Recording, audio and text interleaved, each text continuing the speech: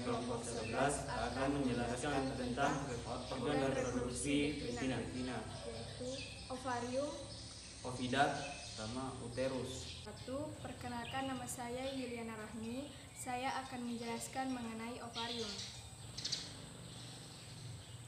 Ovarium adalah organ primer atau esensial reproduksi pada betina seperti halnya testis pada hewan. Ovari dapat dianggap bersifat endokrin atau sitogenik yang menghasilkan sel karena mampu menghasilkan hormon yang akan diserap langsung ke dalam peredaran darah dan juga ovum. Ovarium merupakan sepasang kelenjar yang terdiri dari ovari kanan yang terletak di belakang ginjal kanan dan ovari yang terletak di belakang ginjal kiri. Ovarium seekor sapi betina bentuknya menyerupai biji buah almond dengan berat rata-rata 10-20 gram. Sebagai perbandingan, pada sapi jantan, di mana biji pejantan berkembang di tubulus semiferus yang letaknya di dalam pada betina jaringan yang menghasilkan ovum atau telur, berada sangat dekat dengan permukaan ovari. Ovarium terletak di rongga perut, berfungsi untuk memproduksi ovum dan sebagai penghasil hormon estrogen, progesteron, dan inhibin. Ovarium digantung oleh satu ligamentum yang disebut mesovarium yang tersusun atas syaraf-syaraf dan pembuluh darah, berfungsi untuk mensuplai makanan yang diperlukan oleh ovarium dan sebagai saluran reproduksi. Ovarium preparat pratikum ini berbentuk lonjong bulat. Fungsi ovarium sendiri adalah memproduksi ovum, penghasil hormon estrogen, progesteron, dan inhibin. Perkenalkan, nama saya Sukmar dari kelompok 11. Di sini saya akan menjelaskan salah satu bagian alat reproduksi sapi betina, yaitu ovidat. Ovidat merupakan saluran yang bertugas untuk menghantarkan sel telur atau ovum dari ovarium ke uterus. Ovidat digantung oleh salah satu ligamentum yang merupakan saluran kecil yang berkelok-kelok dari depan ovarium dan berlanjut di tanduk uterus. Ovidat terbagi menjadi 3 bagian. Pertama adalah infundibulum, yaitu ujung ovidat yang letaknya paling dekat dengan ovarium. Infundibulum memiliki mulut dengan bentuk berjumbai yang berfungsi untuk menangkap ovum yang telah diovulasikan oleh ovarium. Mulut infundibulum disebut fimria. Salah satu ujungnya menempel pada ovarium, sehingga pada saat ovulasi dapat menangkap ovum. Sedangkan lubang infundibulum yang dilewati ovum menuju uterus disebut oestum. Setelah ovum ditangkap oleh fimria, kemudian menuju ampula, yaitu bagian ovidat yang kedua. Di tempat inilah akan terjadi fertilisasi. Sel spermatozoa akan menunggu ovum dari ampula untuk dibuahi. Panjang ampula merupakan setengah dari panjang ovidat. Ampula bersambung dengan bagian ovidat yang terakhir, yaitu isthmus. Bagian yang membatasi antara ampula dengan isthmus disebut ampular. Isthmus dihubungkan langsung ke uterus bagian kornu atau tanduk, sehingga di antara keduanya dibatasi oleh uterus tubal.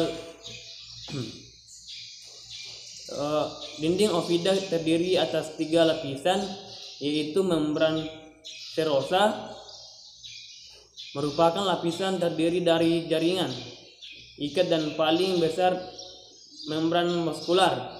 merupakan lapisan otot dan membran mukosa merupakan lapisan yang membatasi lumen. Adapun dari fungsi dari oviduct ini, yang pertama itu menerima sel telur yang diovulasikan oleh ovarium. Kemudian yang kedua, transfer spermatozoa dari uterus menuju tempat pembuahan.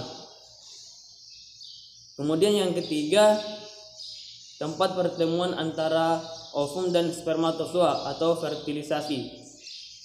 Kemudian yang keempat, ada tempat terjadinya kapasitasi spermatozoa. Dan yang kelima, memproduksi cairan sebagai media pembuahan dan kapasitasi spermatozoa. Kemudian yang keenam, ada transfer yang telah dibuahi oleh zigot menuju uterus.